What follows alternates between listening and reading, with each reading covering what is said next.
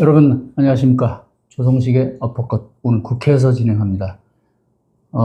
제가 오늘 지금 국회로 오는 도중에 윤석열 씨의 그 이른바 대국민 담화를 보게 됐는데 정말 고역이더라고요. 예.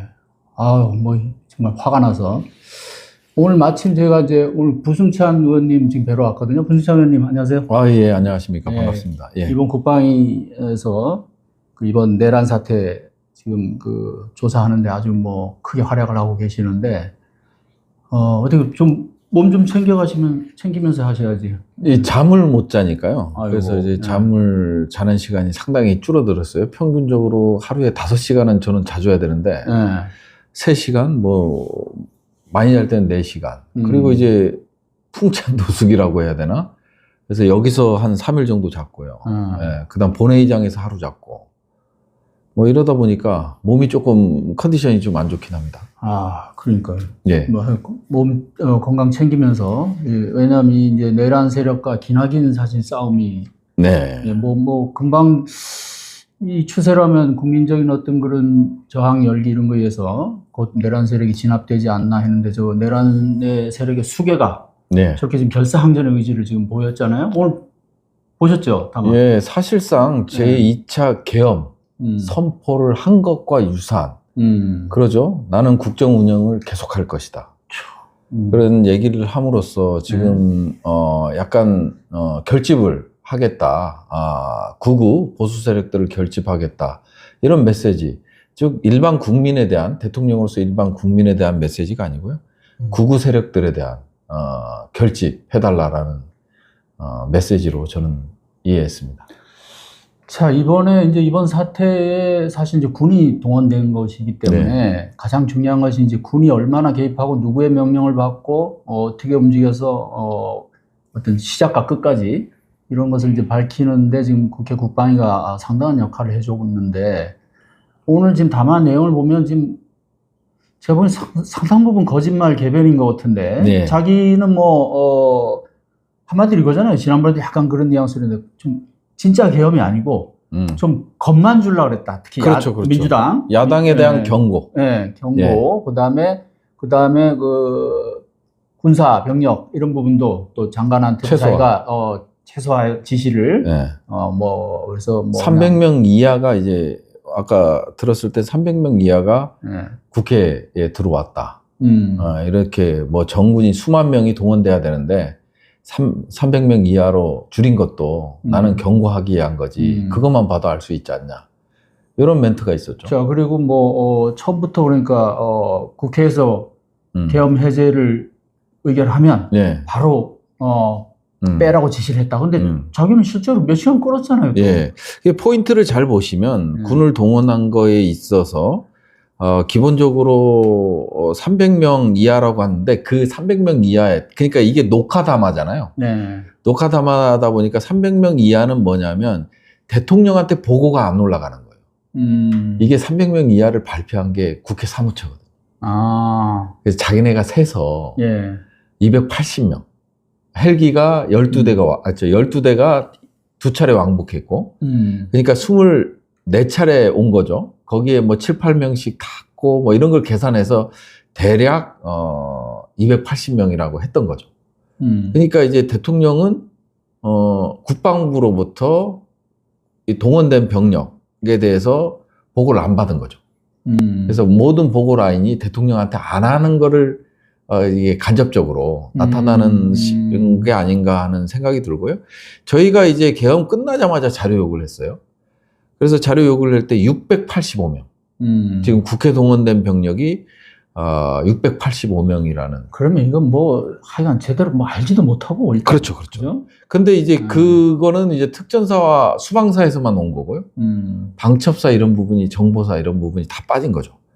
그래서 공식적으로 국방부에서 저희가 자료 요구해서 받은 거는 특전사와 수방사 자료만 받았습니다. 그게 685명.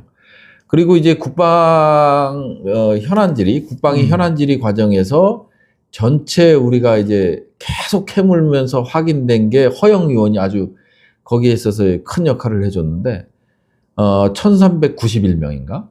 이 정도 동원됐고, 비상대기, 후방에서 비상대기 했던 게 7공수, 13공수, 그 다음에 뭐 육군본부, 이런 것들이 밝혀졌죠. 1391명이라는 거는 실제 그 출동했던 병력을 다 포함해서, 네, 방첩사 그렇죠. 포함해서, 네, 정보사 포함해서 확인된 거. 우리가 물어서 확인된 거고요. 그러니까 일공수도 뭐 국회 외곽 네. 지원으로 나왔던 거 아니에요? 여기 안에도 들어왔었죠. 예. 그러니까 실제 이제 의사당 안에 본청에 685명. 들어온 거는 685명. 그게 이제 707 중심으로 그 중에서 707하고 이제 1공수. 1공수하고 합해서 네, 네. 707은 사실은 소수 정예 병력이잖아요. 소수 들어왔죠. 예. 네.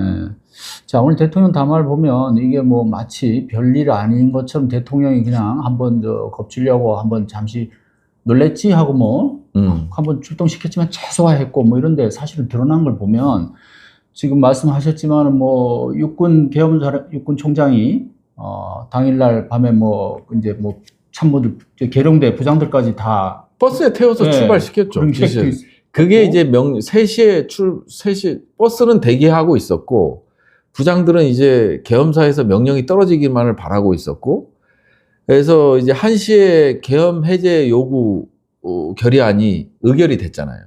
그래서 정부로 송부했고, 정부로 송부했는데 한덕수 총리가 2시 30분인가 40분경에 해제 요구에 대한 건의를 했고, 그래서 4시 27분, 새벽 4시 27분에 국무회의가 열렸던 거죠.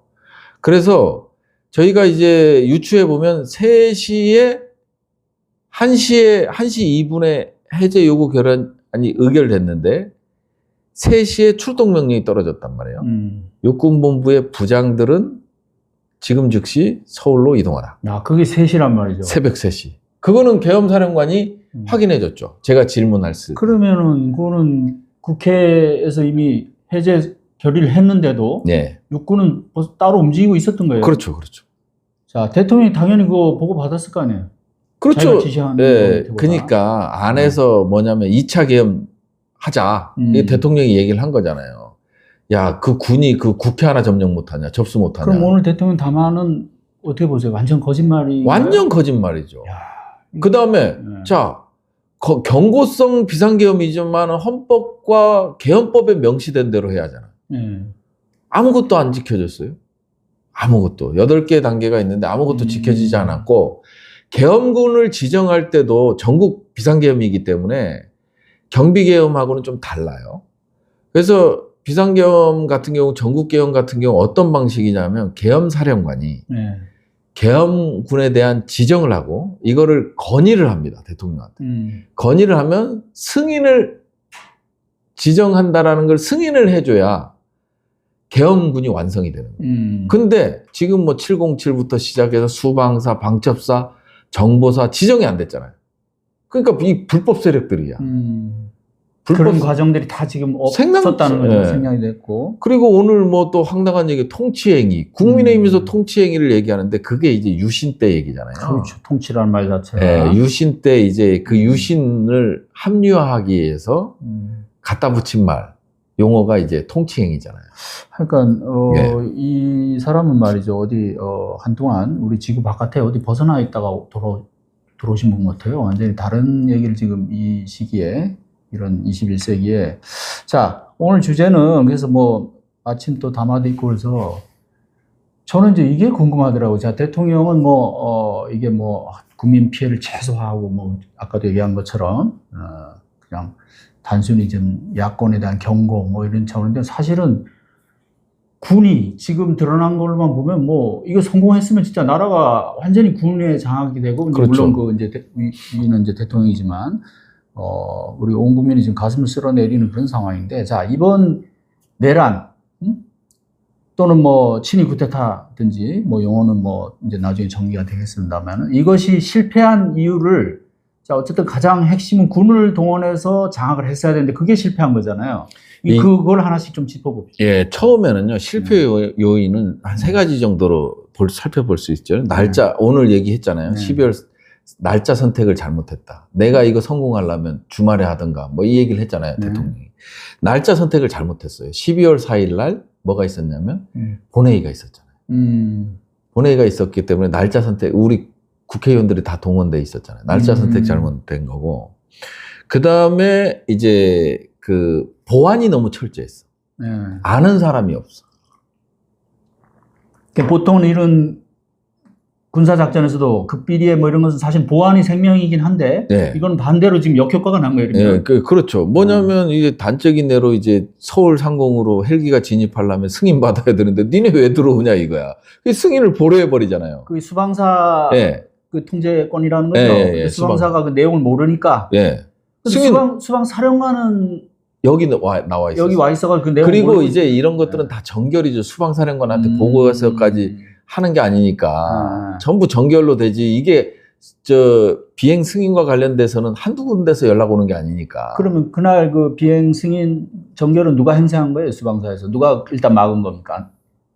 항공관제처장인가가 있어요. 그야말로 이제 실무 차원에서. 네, 대령급이죠. 네, 거기서 이제 일단 우린 연락 받은 것도 없고 거기서 승인 뭐 요청서 계엄도 몰랐네. 승인 요청서도 받은 게 없고 이런 식으로 해서 승인 보류를 했죠. 그러다 보니까 이제 20분 정도 지연이 된 거 아니에요? 아니, 그리고 제가 또 듣기로는 날씨도 안 좋아서. 기상도 안 좋았어요. 네, 707에서도 그래서 뭐 헬기 뜨고 뭐 이런데 또 상당히 지체가 됐다. 네. 원래 이거 뜨면 안 된다 뭐 이 날씨에. 네. 옛날에 707 한번 그 제주. 맞아요. 거기 몰살당한 적. 한라산 몰살. 네, 그때 기상악화로. 네. 그 전두환 때죠? 네, 전두환 때. 그런 뼈 아픈 어떤 그런 그 경험이나 그런 상처가 있는 부대예요, 사실은. 대한민국 네. 최정예 특수부대지만. 네. 그런 부대를 이런 전시도 아니고 평시에 그것도 민간인들 국회로 진입하라고 그것도 쏘기고 그 사람도 몰랐잖아요.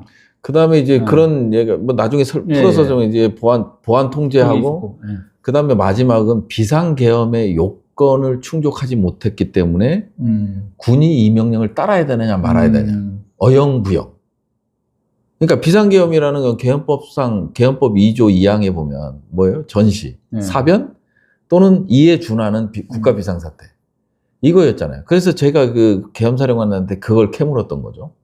전시였냐? 아니었다. 사변이었냐? 아니었다. 그럼 이에 준하는 비상사태냐? 아니었다. 그러니까 군이 이 명령은 따르는데 야, 이게 왜 국민들한테 아무것도 아닌데 이 촛불이를 겨눠야지? 이런 거에 대한 고민이 있었어요. 그러니까 그 명령을 하달라면서도 제가 이제 특전사령관이나 707 특임 여단장하고 이제 한 3시간 동안 보호한답시고 양식 고백하기 전에 같이 조그만 방에 있으면서 이제 이런저런 얘기를 했는데 그래서 그 사람들의 얘기는 그런 거죠. 국민이 다쳐서도 안 되고 와보니 이제 국회였고 자기는 명령을 받았지만 부대원들이 딱 내리는 데가 이제 그때까지는 국회였고 하니까 우왕좌왕 하는 거예요. 또 와보니 건물은 큰 건물은 몇 개가 있는데 이제 이 적은 인원을 어디 가야 될지도 모르고 그런 과정이 있었죠. 그러다 보니까 이 비상계엄이라는 건 결국은 군의 입장에서는 북한 변수가 있어야 돼요. 사회적 혼란, 소요사태. 그건 뭐 당연히 우선 그거부터 떠올리겠죠. 근데 와보니까 너무 평화로운 거고. 평온한데 이거를 왜 봉쇄하라는 명령을 내리지? 여기서부터 이제 흔들렸던 거예요. 그래서 이 세 가지 요인이 복합적으로 작용을 해서 이번 게 이제 실패한 게 아닌가. 자, 거기에 대해서 이제 윤석열 씨는 자기 임의로 해석을 했어요. 이게 이제 아까 얘기한 전시나 뭐 이런 건 아니지만 비상사태다. 제가 봤을 때는 뭐 탄핵이 계속되고 그다음에 간첩들이 암약하고 맞아요. 뭐 심지어 태양광까지 아까 중국 태양광까지 얘기하는 중국산 태양광 부정선거에 그다음에 검찰 그 특활비 깎은 거 깎은 정도도 아니죠. 탄핵시킨 거 뭐 별 얘기 다 갖다 붙였죠. 근데 사실은 그게 뭐 나중에 이제 뭐 탄핵 심판을 하면 다 시위를 가리겠지만 과연 그것이 지금 말씀하신 대로 비상계엄의 요건이 되느냐. 가장 중요한 거는 국회는 건들 수 없거든요. 비상계엄. 그렇죠. 그것도 완전히 지금 헌법이 보장하는 거잖아요. 근데 들어와서 유리창을 깨고 총뿌리를 겨누고 이런 것들이 이루어졌잖아요. 가장 불법적인 행위를 한 군통수권자였죠. 이제 뭐 자기는 이제 뭐 그것도 유리한 것만 이제 얘기하겠죠. 자기는 그런 짓은 또 안 했다. 뭐 아까 보니까 실탄도 자기가 얘기했다는 거 아니에요? 실탄 지급하지 말라고. 그거는 이제 특전사령관하고 이제 얘기하다가 그러면 실탄 지급을 안 하면 테이저건 뭐 이런 얘기를 하는데 그런 것들을 국민을 위하는 건 안 된다. 이렇게 대통령 지시는 아니었고. 그러니까 밑에서 이제 항명을 한 거지. 소극적 항명. 자, 그러면 네. 실제 군이 움직인 걸 보면 지금 계획대로 만약에 그렇게 다 동원이 됐으면 아까도 네. 잠깐 이게 뭐 아마 순식간에 한 하룻밤 사이에 다 장악이 됐을 것 같은데 지금 뭐 MBC까지 네, 장악하려고 MBC. 했던 거 아니에요? 그럼 네. 방송 장악하고 이게 이제 5.16 때 제일 먼저 방송사부터 장악하잖아요. 아니 2017년 개헌 문건에도 나와 있죠. 언론장. 그러니까 거기 시나리오에도 통제. 나와 있는데 자, 그럼 이제 우리가 제일 궁금한 게 이거예요. 그러니까 자, 우리 군은 실제로 군 지휘부가 어떻게 움직였느냐. 지금 이제 소수만 알고 있었다 그러는데 그 소수라는 게 지금 그러면 장관하고 방첩사 여인영 사령관, 그다음에 특전사령관. 특전사령관도 지금 근데 답변하는 걸 보면 아니 12월 1일 날 임무를 받았다고 했거든. 근데 그 임무가 계엄이라는 건 자기는 계엄이라는 몰랐다는 얘기는 안 했지만 6곳을 접수해라. 예, 거기를 이제 그러니까 민주당사, 국회, 그다음에 선관위 3군데, 연수원, 뭐 그다음에 여론조사 심의위원회, 그다음에 중앙선관위 이 3군데를 접수해라. 자, 거기에 대해서 특전사령관은 김어준 여론조사권. 그것이 계엄이라는 자기는 지시는 받은 바는 없고 거길 접수하라고 해서 뭔가 일이 있을 거다라는 정도 생각했다는 거죠. 네, 그렇죠. 이제 비상대기를 시켜놨고, 근데 자기는 감으로 알잖아요. 왜 여기를 접수해? 근데 거기에 대해서 어떠한 뭐 질문도 뭐 아니면 이의제기나 이런 건 없었던 거고. 누가요? 특전사령관이. 그렇죠. 그냥 일단 대기하라고 그러니까. 그래서 그냥 임무 지역만 알려주고 이제 조만간 있을 것이니 비상대기 체제를 갖춰라. 자, 그때는 이제 그러니까 계엄 전 상황이죠. 12월 1일, 일요일 날. 이틀 전이. 그 다음에 이제 정보사령관한테는 10시, 11시경에 당일날 저녁 22시 30분, 밤 10시 30분에 비상계엄을 선포하는데 12시간 전에 선관위를 접수해라. 선관위 서버 확보하라. 아니, 계엄 선포 12시간 전에 그런 지시가 내려갔다는 거죠? 그래서 선포하고 군을 출동했던 것도 다 거짓말이지. 왜냐하면 정보사 요원들이 서버를 확보하러 간 시간은 22시 31분. 그럼 안양에서 거기까지 가는 시간. 그렇죠. 그러니까 사전에 이제 오전에 다 임무를 부여한 거니까 이 논리도 깨지는 거죠. 선포한 이후에 군을 출동 명령을 시켰다라는. 그러면 자, 무장 병력으로는 특전사. 그다음에 이제 이번 수방사. 계엄 사태에 가장 중요한 수방사 있고 가장 중요한 목적 중에 하나 이제 그 선거관리위원회를 접수하는 거니까 이제 부정선거를 어떻게든지 뭔가 찾겠다는 거잖아요. 그 구구 유튜버들이 이제 계속 주장하는. 4월 총선에서 이렇게까지 우리가 질 리가 없다. 뭐 이거잖아요. 자, 그래서 그 부분은 방첩사 정보사를 동원했다는 거고 지금 말씀하신 대로 사전에 이미 다 움직였다는 거고 특전사, 자, 실제 병력을 움직인 무장 병력을 움직인 특전사도 지금 이틀 전에 사령관한테. 그 다음에 이제 강원도에 있는 HID 북파공작원도 미리 알고 움직였죠. 자, 그 북파공작원이 갑자기 등장한 게 흥미로운데 그쪽 계통에서 좀 또 과거에 근무도 하셨죠? 아니 그래서 댓글에 뭐 HID 요원이냐 뭐 이런 댓글이 하는데 그건 아니고 이제. 아니 옛날에 특수훈련 받은 거 있잖아요. 아니 뭐 그거 받아도 뭐 그냥. 아니 그때 공군 특수부대 좀 근무하는. 아니 그러니까 2년 근무했는데 뭐 칼 던지고 그다음 뭐 땅 파고 비트 파서 거기서 자고 뭐 이런 거 그다음에 뭐 산악훈련하고 해상 침투 훈련 받고. 뭐 이런 것들은 저는 살살 받았지. 진정한 요원이 아니니까. 근데 이제 뭐 이걸 하면서 강원도에서 여기 HID가 왜 오냐.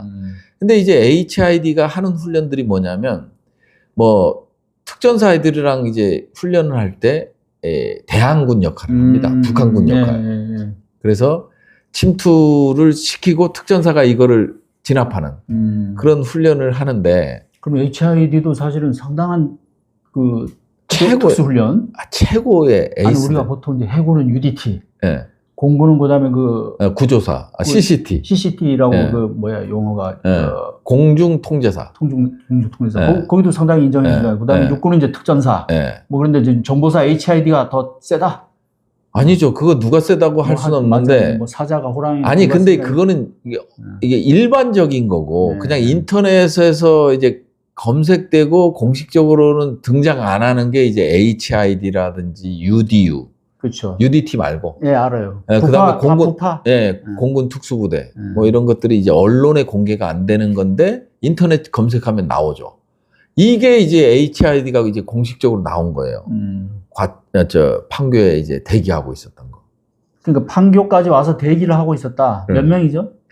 그 정보사령관은 20명이라고 얘기를 했어요. 처음엔 5명이라고. 자, 그 정보사령관이 그 HID 그 소수에 20명인지 5명인지는 정확히 정보사령관이 인원이 좀 왔다 갔다 한 것. 정보사령관이 이제 그 선관위에 들어간 인원이랑 합쳐서 20명이라고 했는지 아니면 해서 이제 5명인지는 한 개 팀 정도. 자, 그럼 부위원께서 보시기에는 과거에 그런 이제 뭐 훈련 경험도 있으시고 HID가 특이하게 여기 지금 나타났다는 거는 어떤 다른 임무를 부여받은 것이 아니냐? 계엄을 선포할 때 네. 계엄의 선포 요건을 충족하기 위해서는 북한 변수가 있어야 하잖아요. 예. 그래야만이 군을 움직일 수 있잖아요. 예. 근데 북한 변수가 없으니까 군을 움직이기가 어렵잖아요. 그러니까 이제 소수 충성파들로 꾸렸을 거 아니에요. 소수 충성파들로 꾸렸고, 그 다음에 이제 소수 충성파들로 꾸렸지만 이 친구들도 제대로 안 할 거 아니에요. 어떻게 하겠어요?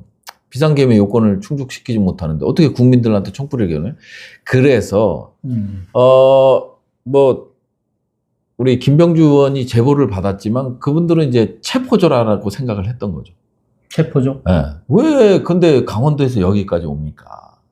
여기 특전사도 있고 요인 체포죠? 네. 그 역할? 네. 14명 체포하는 역할. 근데 특전사도 있고 방첩사도 있고 그러니까요. 이게 뭐냐면 아까 얘기했지만 비상계엄의 요건을 충족시키려는 사회적 혼란, 폭파. 근데 사회적 혼란을 일으킬 그 정도라는 좀 너무 적지 않아요? 병력이? 아무리 HID라도. 사회적 혼란을 일으키는데 왜 적어요? 건물 하나에 폭탄 하나 설치하고 터트리고 그 다음에 증거를 약간 남기고 튀는 거지. 그러면 북한 오히려 적어야 되겠네요, 그러면. 네, 잡히면 안 되니까. 그러니까. 테러 북한 특수전 부대가 침투해서 이런 했다. 폭발을 시도했다. 야, 이거 증거가 그래서 대단할 것 같아요. 그래서 HID 정보사 사령관의 답변은 HID는 임무가 뭔지 내려오지 않았기 때문에 대기만 시켰다. 뭔지 모르고 대기만 했다. 그렇게 답변했죠. 근데 우리가 이제 HID의 임무 성격이 그런 거니까. 그렇기 때문에 충분히 우리가 그런 의심을 할 수밖에 없다는 거죠. 예, 그렇죠. 아니면 이건 완전 계엄이 만일 HID의 임무를 부여하는 순간 이 계엄은 성공했을 겁니다. 혼란을 일으키는데 그러면서 유소 뭐 속보가 뜨고 막 이러는 순간 북에서 내려왔다는 점. 그러면 여기 707이나 뭐 이런 건 위법한 행위니까 좀 어영부영하지만 그때부터는 완전히 훈련 받은 대로 들어가겠죠. 예. 그런 것들도 이제 고려했던 거. 자, 그럼 HID가 제대로 된 임무를 부여받을 시간이 없었는지 뭐 하여간 못했고 실제 안 움직였다는 정말 제일 빠른 시간 내에 우리 국회의원들이 들어왔거든. 그러니까 이제 이거를 할 수 있는 시간적 여유가 없었고